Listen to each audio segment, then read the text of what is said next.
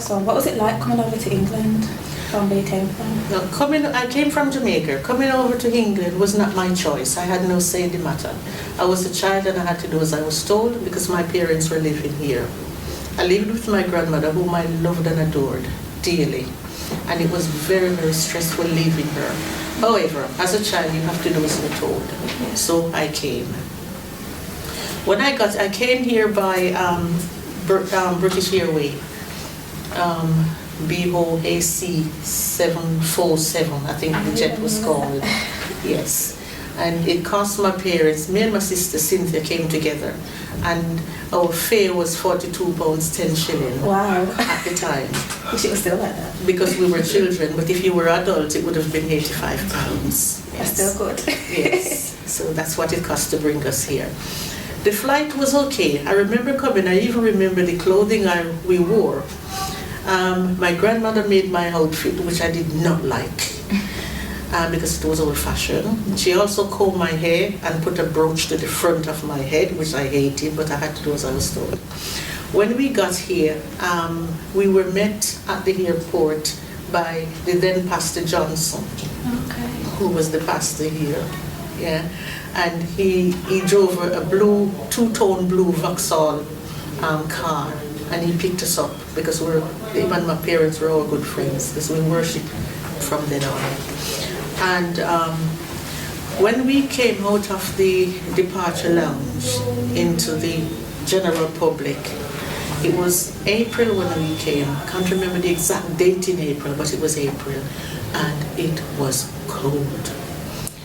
The snow had built up, which I didn't know what it was. Because it had built up so high and got dirty, it looked like a rock. And it looked like massive big mountains of rock dotted around the airport. But in fact, it was snow being shoveled in an area that became very dirty. It was amazing to me to see white men in dirty clothes doing dirty work, because the picture painted to us in Jamaica was that all white people were like the Queen. They never got their hands dirty. So when we came and saw them as laborers, it was totally different. Having got to Birmingham, or on the way coming to Birmingham, once we got off the motorway, the buildings, we could not work out what the buildings were. We thought we could, well, where are people living? Where are the houses? Because all I saw was brick things. I didn't know what they were. Were they factories? Were they industries? Didn't know what they were. They were just things built of bricks. And then when we asked our parents what they were, they said these are the houses. The other thing that we couldn't come to grips with was smoke coming out of the roof of the buildings, because we didn't need heating in the house in Jamaica. So they were burning coal fire inside the houses here. So consequently, the chimney was taking the smoke out of the houses. The other thing we didn't understand was how come people were living so close together, because the houses were all stuck together and with little doors beside each other. In Jamaica, it was totally different. People built their houses on their lands, so there was no two houses stuck together. There were distance between people's homes. And got here, got in the house. That was something else. I thought I was in prison. Everything was so on top of each other. The rooms, 1, 2, 3 here, then the kitchen in there. The smell, I didn't like the smell, because everything is totally different from Jamaica. And we settled down, had to put on extra clothing because we were freezing. And then they decided to cook. We never liked the food. The meat did not taste right. The bread I hated because it was very much like straw. And we used to hard-roll bread. So this was not hard-roll bread. It tasted like straw, so we wouldn't eat that either.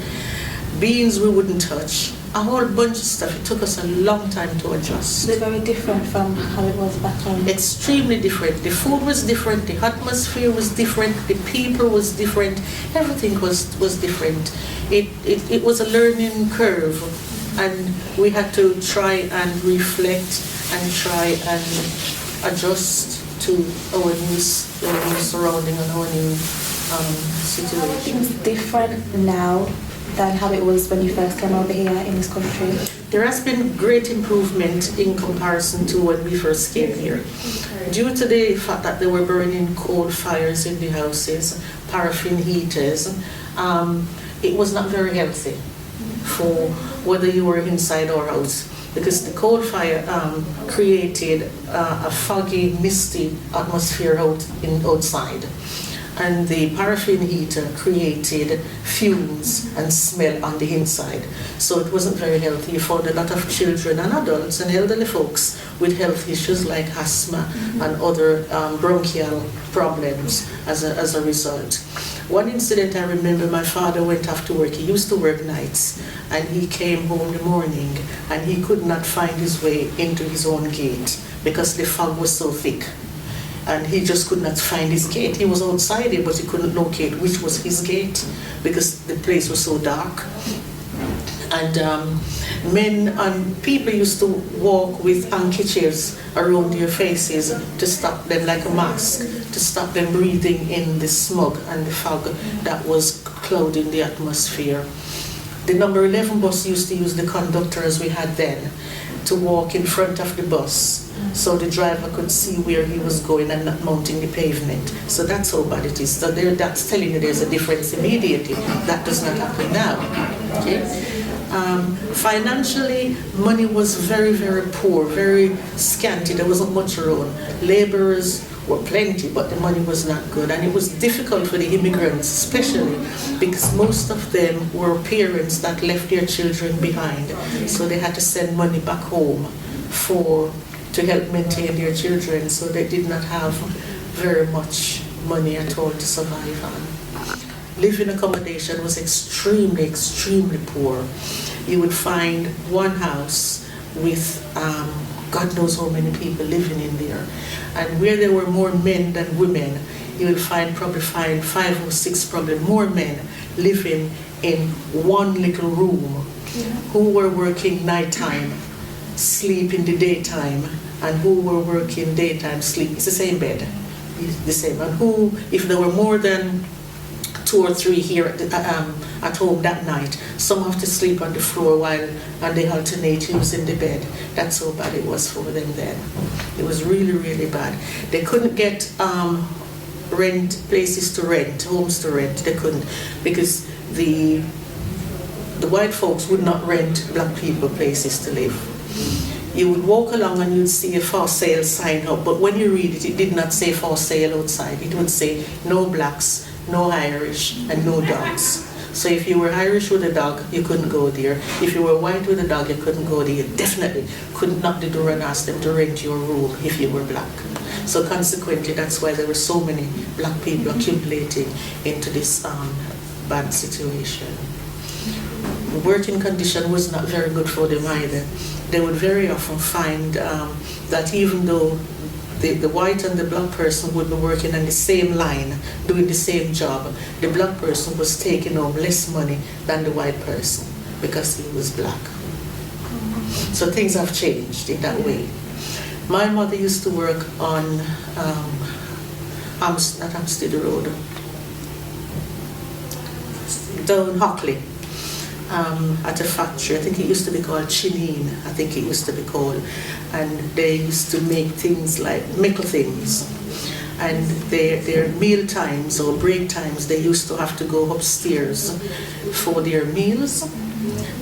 But the white folks, because they were greater in numbers, the few black folks that were there, they would make sure that the black women, particularly, go upstairs first for their meal, and they would follow after. Until it clicked what was happening, they thought the black women were monkeys. So what they were doing was follow the black women after, so they could look up their skirts to see how they tucked their tails away, because they must have tucked it away so neatly, because they sat down so comfortable, and that's what used to happen. So there again, there's another change. At school, because I went to school here in Peribar, at school, the children, first you go in and they would keep their distance because you were classed as unclean and dirty, because you can't wash off the dirt off yourself. They don't know the pigmentation is there for stay. So they expect you to wash it off. So they'll keep their distance because they said you were dirty. And when they get to know you a little bit and come closer to you, they want to touch your hair because they said it wasn't hair, it was cotton wool, you were a sheep. So the number of names that we encountered and the dreadful, not good, not good. So those are some of the instances that will demonstrate to you the change there is. Well, now it is a lot better because technology has taken over, education has kicked in too, and people have developed their voices and they can say for themselves what is right and what is wrong and what they want and what they don't want. So there is some of the changes that has taken place. Okay. Well, thank you, Sister Mavis. You're We really welcome. learned a lot. It's just good to kind of see how things are different nowadays and kind of learn a bit more. So thank you.